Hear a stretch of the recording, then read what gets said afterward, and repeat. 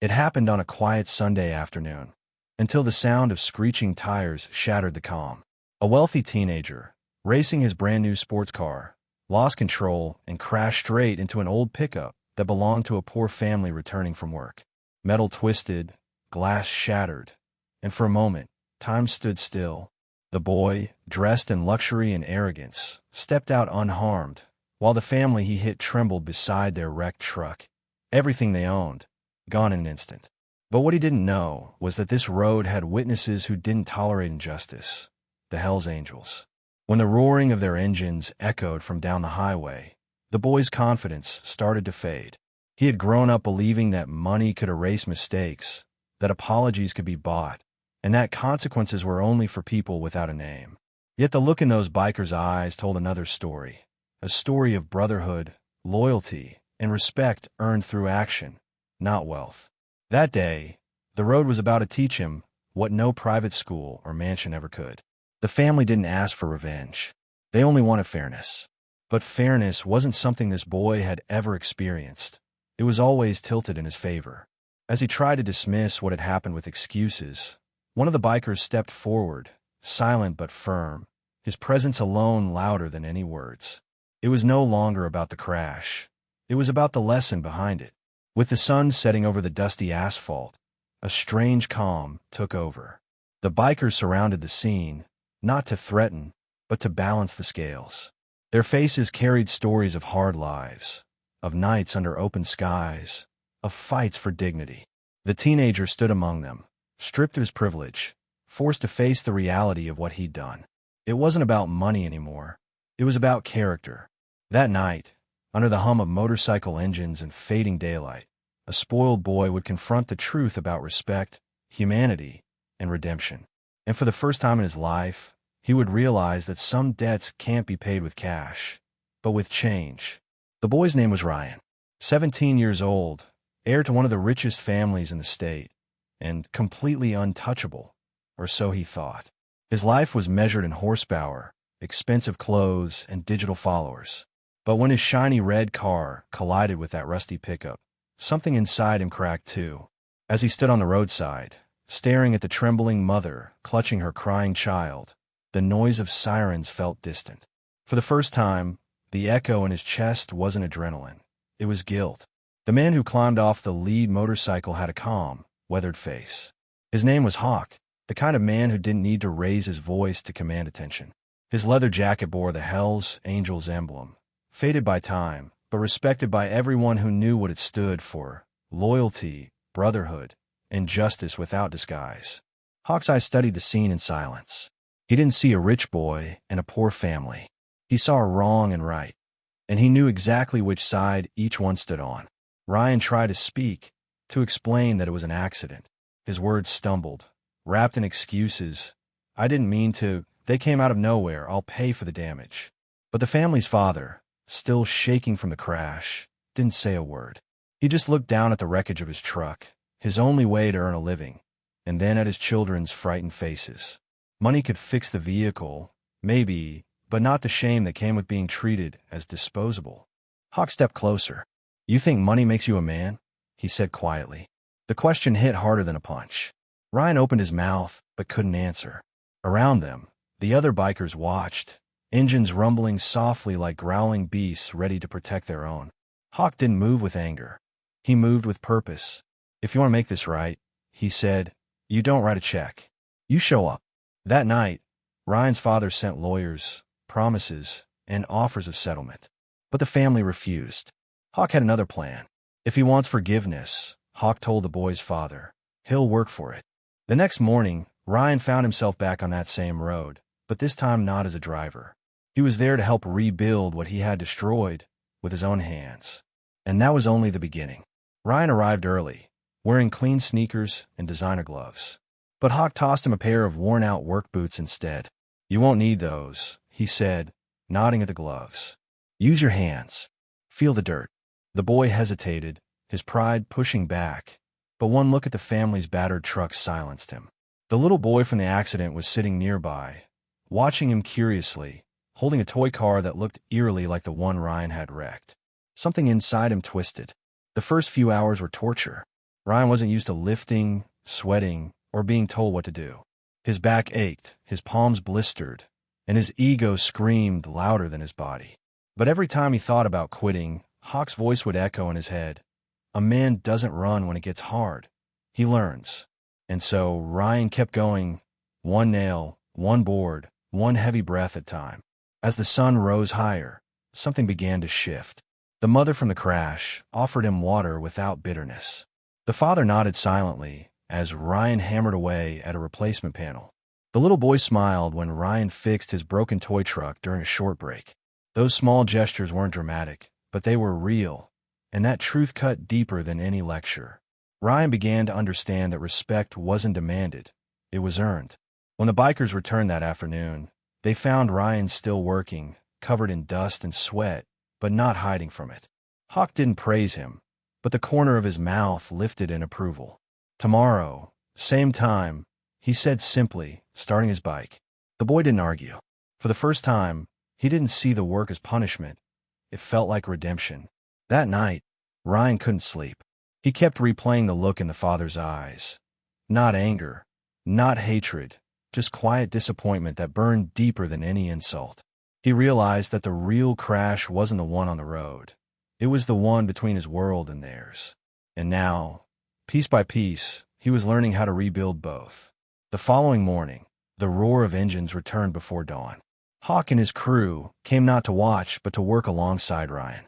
They carried tools, spare parts, and old metal scraps. Nothing fancy, nothing new. But they moved with purpose, each man knowing his role, each action heavy with meaning.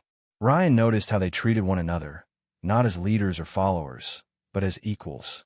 There was no competition, no arrogance, only respect earned through effort and loyalty. It was a language he had never learned before. When Hawk handed him a wrench, Ryan took it without hesitation. They worked side by side for hours, repairing the truck's frame and rebuilding the engine piece by piece.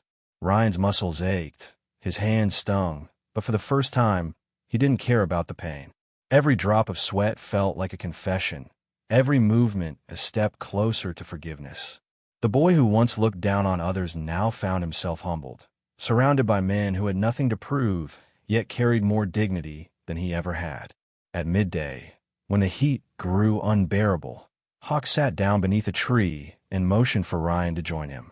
"You know," Hawk said, lighting a cigarette, "I used to be just like you." Ryan looked at him, surprised. The old biker smirked. "Thought the world owed me something.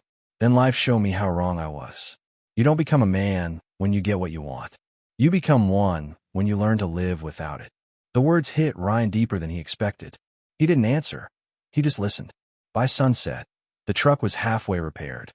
The family watched from the porch, the children waving shyly whenever Ryan glanced their way. For the first time, their smiles didn't make him feel guilty. They gave him hope. He wasn't fixing just metal.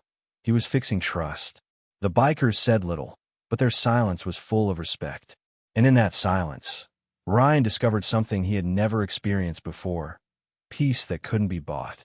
When the day ended, Hawk placed a heavy hand on Ryan's shoulder. "Tomorrow we ride," he said. "If you want to understand what real consequences mean, you'll come with us." Ryan hesitated, unsure of what that meant, but deep down, he knew he couldn't turn back. The journey wasn't over. It was just beginning. The morning came cold and gray. Ryan met the bikers by the roadside, his heart pounding beneath his leather jacket. Hawk tossed him a helmet, black and plain, without a logo. "You don't wear the patch," he said. "You earn it." Ryan nodded, gripping the handlebars of a spare motorcycle they had brought for him. It wasn't sleek or expensive. It was rough, heavy, and loud. Yet as the engine roared to life, he felt something stir inside him. For once, he wasn't running from anything. He was riding toward it. The road stretched endlessly ahead, a ribbon of asphalt cutting through the vast horizon. The bikers rode in formation, each movement synchronized, almost sacred. Ryan tried to keep up, learning their rhythm, their discipline, their unity. Every turn demanded focus. Every mile tested his courage. The sound of the engines wasn't noise anymore. It was music, a heartbeat of brotherhood. For the first time in his life, Ryan felt small, but in the best possible way. They stopped at a diner near the edge of town. The place looked worn out, the kind of spot Ryan's friends would have mocked. But here, everyone knew the bikers and respected them. The waitress smiled when she saw Hawk, serving him coffee before he even asked. "Heard about the kid," she said quietly. "Good of you to teach him right." Hawk nodded but didn't reply. He just looked at Ryan. Respect starts when people see you differently than you used to see yourself. As they rode again, Hawk led them down a dirt road toward an open field. There, a group of children played soccer with a ball made of tape and cloth. The bikers parked and began unloading supplies: real balls, shoes, food, and water. Ryan watched, stunned. "You do this often?" he asked. Hawk shrugged. "Every weekend. Some people talk about helping. We just do it." It wasn't charity. It was humanity. And it shattered everything Ryan thought he knew about these men. That night, as the engines quieted and the stars filled the sky, Ryan realized that consequence wasn't about punishment. It was about transformation. The Hell's Angels hadn't come to destroy his pride. They came to rebuild his soul. And somewhere between the roar of the bikes and the laughter of the children, a spoiled boy began turning into a man. The following days blurred into one long road. Dust on his face, wind in his chest, the sound of engines in his ears. Ryan felt alive in a way that no luxury car or nightclub had ever made him feel. Each stop along the route revealed another piece of the world he had ignored. Hungry families, wounded veterans, and strangers who smiled with nothing to give but kindness. The bikers never boasted about their actions. They simply helped, then rode on. That silent humility spoke louder than any words Ryan had ever heard at home. At one small town, a single mother approached their group, thanking Hawk for repairing her roof months ago. Ryan watched her eyes glisten as she hugged the old biker like family. "We don't ride for glory," Hawk murmured afterward. "We ride for balance." The phrase echoed in Ryan's mind long after they left. Balance. That was what his life had always lacked. He had everything but meaning. Now, in the hum of engines and the rhythm of the road, he began to find it. When night fell, they camped beneath a canopy of stars. Ryan sat by the fire, listening as the men shared stories, tales of mistakes, redemption, and the thin line between right and wrong. Each voice carried weight. Each silence carried truth. For the first time, he realized that strength wasn't about dominance. It was about control, empathy, and responsibility. He looked at his blistered hands and smiled. They were no longer soft or empty. They were real. As the flames flickered, Hawk threw a small metal emblem into the firelight, a pin with the shape of angel wings. "You don't earn this by being fearless," he said, his tone low but steady. "You earn it by owning your fear." Ryan stared at the glowing symbol, understanding the depth of those words. He wasn't fearless. He was learning courage the hard way.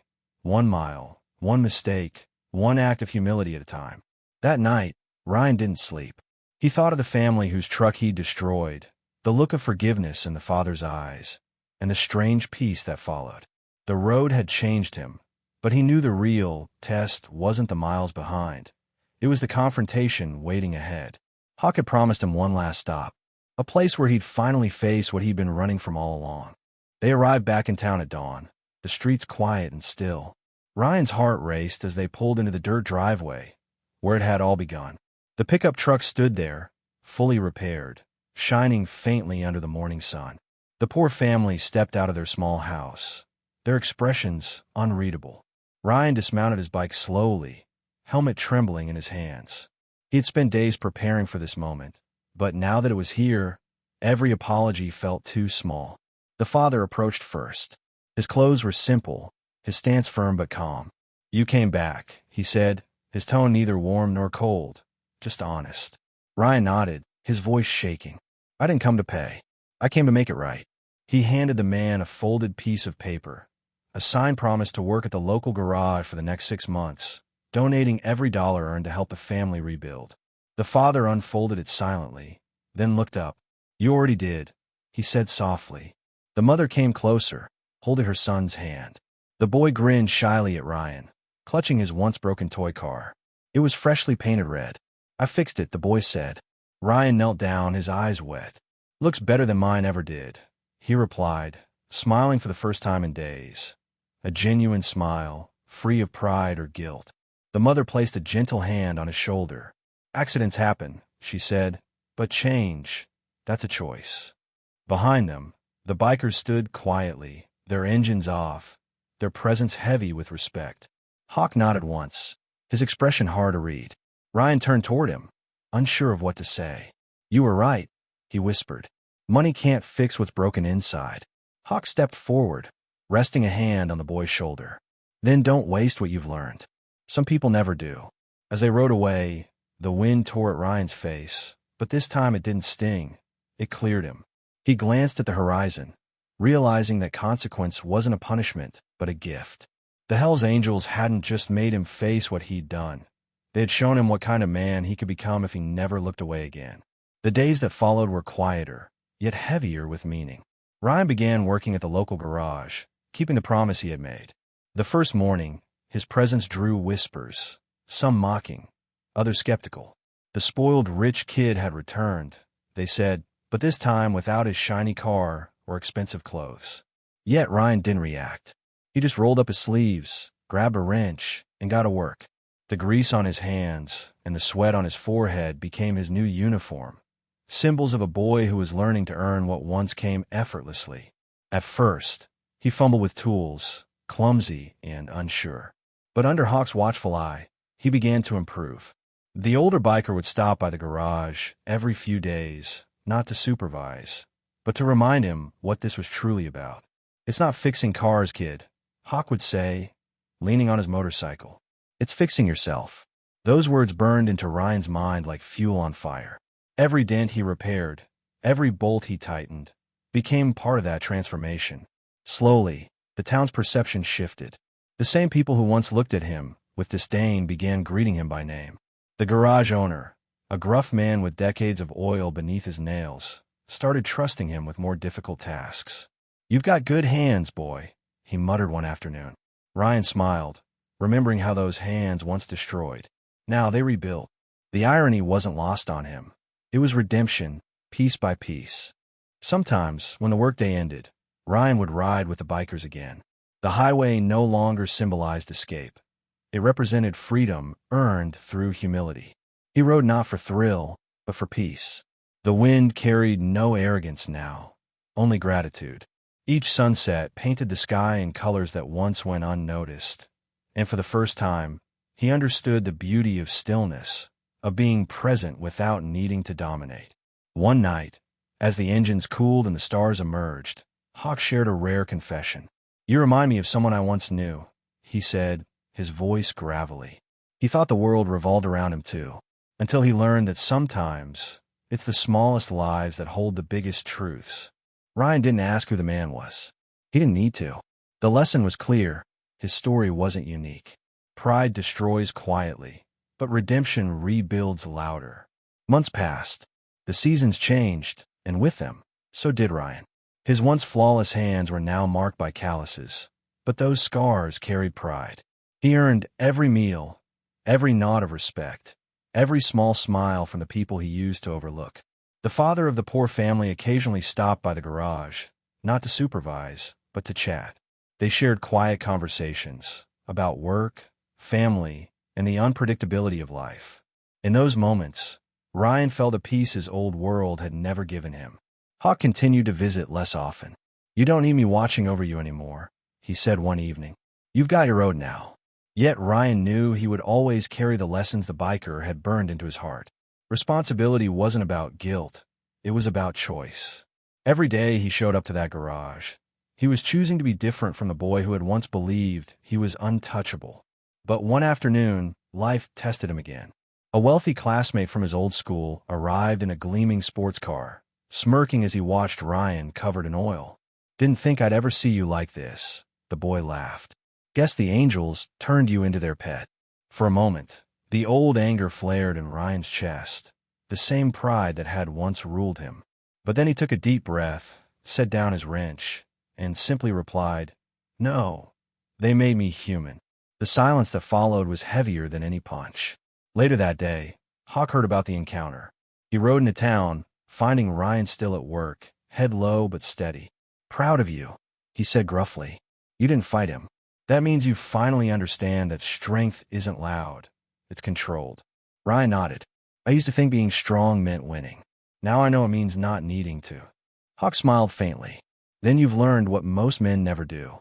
As the sun dipped below the horizon, Hawk revved his bike and looked back. You've paid your debt, Ryan.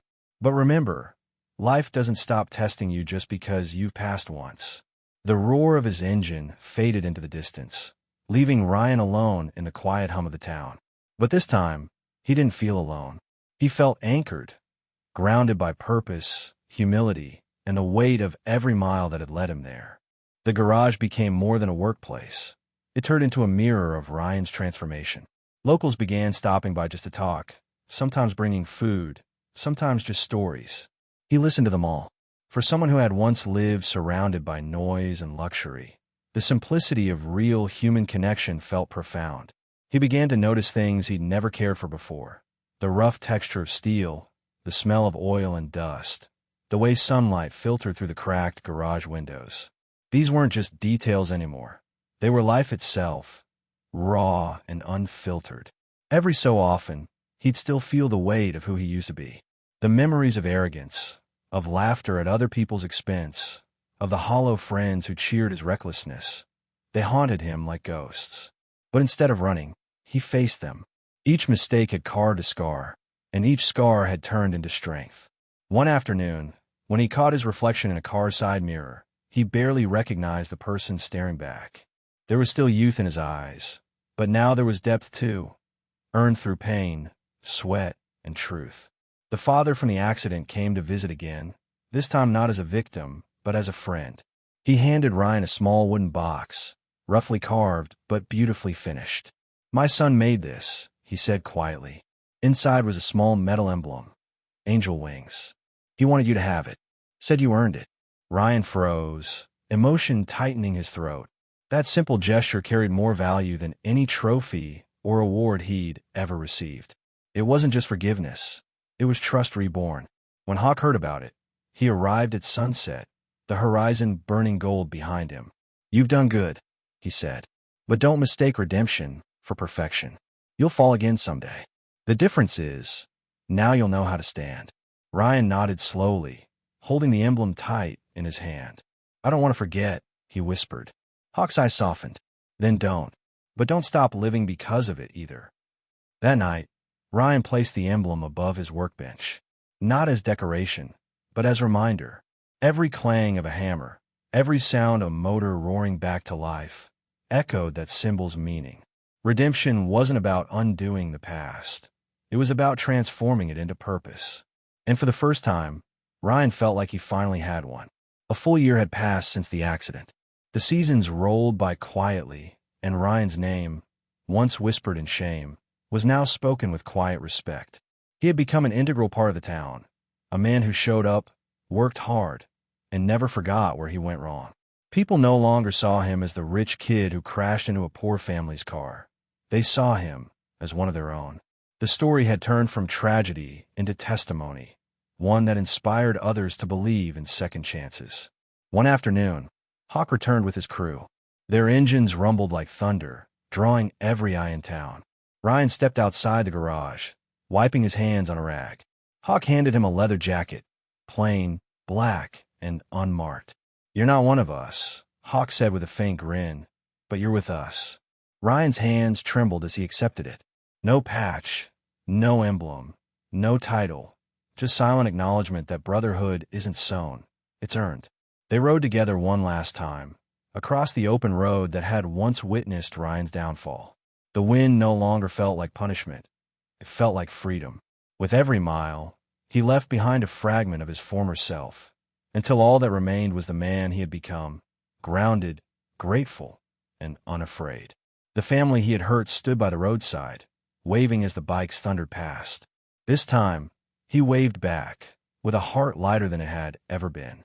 When they reached the ridge overlooking the town, Hawk cut his engine and stared at the horizon. "This is where roads divide," he said. "You've got your own now." Ryan nodded, the wind carrying his quiet answer. "Thanks for showing me the way." Hawk smiled, his voice low. "You found it yourself. I just clear the dust." As the sun set behind them, Ryan looked down at the town, the garage, the family's house, the road that had changed his life. The mistakes were still part of his story, but they no longer defined him. What mattered was who he chose to be after the crash. And on that long, open highway, with the Hell's Angels fading into the distance, Ryan finally understood. Some consequences don't break you. They build you. The road that began with destruction ended with rebirth. Ryan's story wasn't about a crash. It was about collision between pride and truth, between privilege and humility. What started as a reckless act became the turning point of his life. The same road that once echoed with the sound of screeching tires now carried the rhythm of redemption. It was proof that the worst mistakes can become the strongest foundations, if one has the courage to face them. The Hell's Angels hadn't punished him. They had awakened him. Through their silent lessons, Ryan learned that real respect isn't demanded. It's earned through honesty, through hands that build rather than break. His journey wasn't about guilt, but about growth. He learned that forgiveness is not given to erase the past, but to give the future a chance to begin.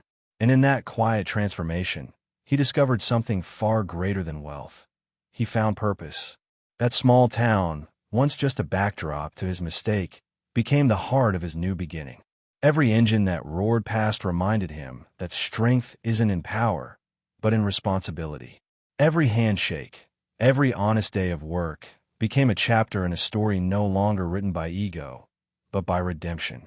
The boy who once believed himself untouchable became the man who understood that true freedom comes from being accountable for your own actions.